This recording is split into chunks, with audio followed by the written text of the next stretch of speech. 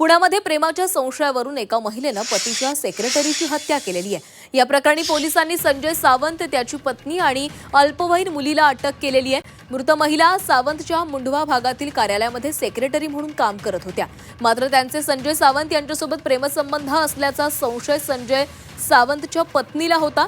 या कारणावरून तिनं मुलीच्या मदतीनं महिला सेक्रेटरीला दोरीनं बांधलं आणि बेदम मारहाण केली। यात महिलेचा मृत्यू झालाय।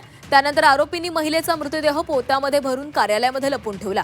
मात्र मृत महिलेचा पती कार्यालयामध्ये दाखल झाल्यावर त्याला पोत्यामध्ये भरलेला मृतदेह आढळून आला आणि त्यानंतर चंदननगर पोलिसांच्या गुन्हे शाखेनं 6 तासातच तिन्ही आरोपींना अटक केली असून त्यांच्यावर खुनाचा गुन्हा दाखल करण्यात आला आहे।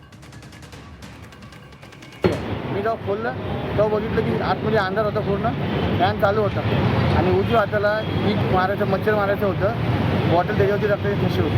मग मी थोडं अजून पुढं गेलो तर बघितलं आतमध्ये पोते हातून ठेवले होते आणि त्याच्यावरती दगड होते। तर मला वाटलं काय ते काम केलं असेल। मी पण मागायला तेव्हा बघितलं भिंतीवरती रक्ताची ठशी आणि फरशीवर रक्त ठशी। तर मला डाऊट वाटला की ही माझ्या बायकोची बॉडी आहे।